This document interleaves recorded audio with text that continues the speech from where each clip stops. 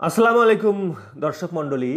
নামজারি কেন করতে হবে, কি কারণে প্রয়োজন এবং না করলে কি কি কাজ করতে পারবেন না, ভূমি মন্ত্রণালয় থেকে একদম ক্লিয়ারলি আপনাদেরকে জানিয়ে দেওয়া হয়েছে যে অবশ্যই করতে হবে, না করলে কি কি ক্ষতির সম্মুখীন হবেন। প্রথম কথা, নামজারি ব্যতি রেখে জমি ক্রয় বিক্রয় সম্ভব না।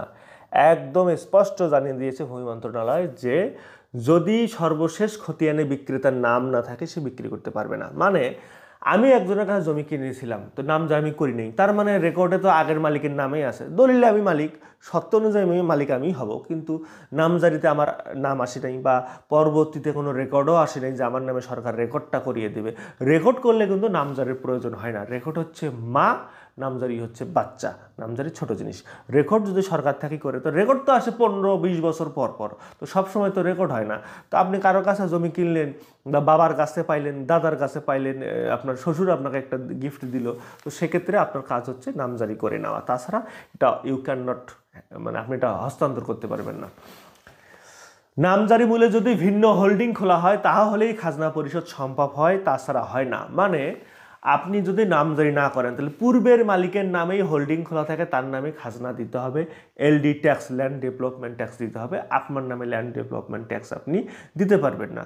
তো নিজে জমি কিনলেন, নিজের নামে কর দিচ্ছেন না, মালিক অন্য মালিকের নামে কর দিচ্ছেন, কয়দিন পর সে এসে দাবি করবে সে হচ্ছে জমিটা আমার, তার ছেলে মেয়ে এসে দাবি করবে জমিটা আমার, তাই না? তো অতএব এটা খুব সিম্পল বিষয়। নামজারির বিষয়ে আমরা হেল্প করে থাকি, ডিসক্রিপশন বক্সে হোয়াটসঅ্যাপ নাম্বার আছে, মেসেজ করবেন, আমরা যোগাযোগ করার চেষ্টা করব। নামজারির আদেশের উপর ভিত্তি করে সংশোধিত খতিয়ান সৃষ্টি হয়, যার কারণে সরকারি আমল নামায় জমির স্বত্বাধিকারীর নামে প্রতিস্থাপিত হয় এবং মালিকানা আপ টু ডেট হয়।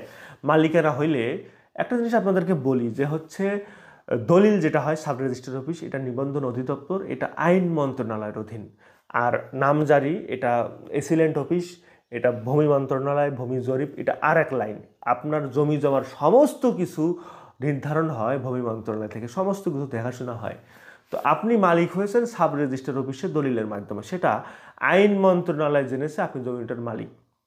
ওই একটা কাজই আইন মন্ত্রণালয় করে, আর বাকি জমি জমার যত কাজ, নকশা, ম্যাপ, মৌজা, খতিয়ান সৃষ্টি, সব কিছু ভূমি মন্ত্রণালয় করে। কোনটা খাস হবে কোনটা খাস হবে না সব কিছু।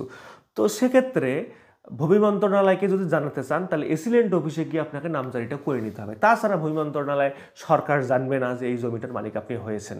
তো এটা আপনাকে আপ টু ডেট করতে হবে, কারণ সরকার যে কোনো ধরনের সিদ্ধান্ত, জমিটা যদি অধিগ্রহণের কারণে আপনাকে বলে হুট করে নামজারি বন্ধ হয়ে গেছে, কোনো কারণে হচ্ছে না বা রেকর্ড শুরু হয়েছে, কোনো ধরনের ঝামেলা, আপনি ইমার্জেন্সি কীভাবে নামজারি করবেন? আপনার আরও অনেক প্রয়োজন থাকতে হবে, ছেলে মেয়ের জন্য লোনের দরকার, বিদেশ যাবে, জমির কাগজপত্র দেখাতে হবে, আপ টু ডেট দেখাতে গেলে এই নামজারি মিউটেশন জমা খারিজের কোনো বিকল্প নাই, আপনাকে এটা করে নিতেই হবে।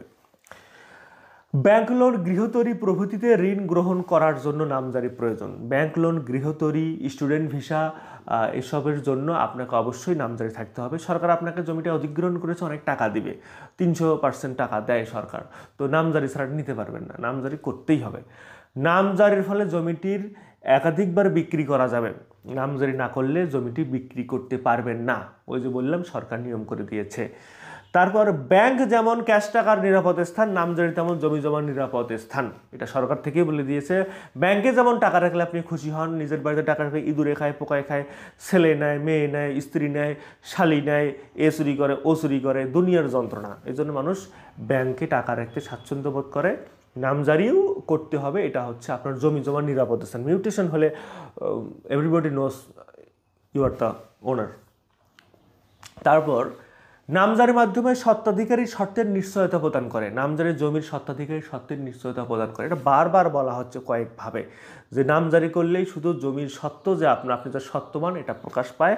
অতএব কোনো দেরি না করে আপনি জমির মালিক যেভাবে হয়ে থাকেন, আপনার বাবা মারা গেছে 7 বছর আগে, 8 বছর আগে, আপনি জমির নামজারি করার নেই, করে নেন। যে কোনো সময় সরকারের যে কোনো সুবিধা আসবে, ইউনিয়ন পরিষদের মাধ্যমে মাঝে মাঝে সরকার প্রণোদনা দেয়, সার দেয়, বীজ দেয়, তারপর হচ্ছে ধানের চারা দেয়, গাছের চারা দেয়, এটা দেয়। ওগুলো নামজারি ছাড়া আপনি পারবেন না নিতে। আপনার নামে যদি হোল্ডিংয়ে খোলা না থাকে, আপনি যদি ট্যাক্সই না দেন, আপনাকে দিবে না। সরকার প্রণোদনা দেয়, যারা কী বলে শহরের লোকজন এগুলো জানে না, শহরের লোকজন তেমন এটা পায় না। গ্রামে যেমন যদি সেচ পাম্পের মাধ্যমে কেউ জমি আবাদ করে, সেখানেও ভর্তুকি দেয়, সরকার নগদ টাকাও দেয়। আমাদের মানে দেখা তো অনেক অ্যাভেলেবেল পায়, শত শত 1,000, 2,000, 5,000 টাকা পর্যন্ত পায়, ভুসি দেয়, মাছ দেয়, এটা দেয় পুকুরে ছাড়ার জন্য। তো নামজারি না থাকলে, আপনার ল্যান্ড ডেভেলপমেন্ট ট্যাক্স ক্লিয়ার না থাকলে আপনি এগুলো পাবেন না। সবাই নামজারি করে নিন, এবং এই বিষয়ে কনসালটেশন লাগলে ডিসক্রিপশন বক্সে হোয়াটসঅ্যাপ নাম্বার দেওয়াই থাকে, যোগাযোগ করবেন। আল্লাহ হাফেজ।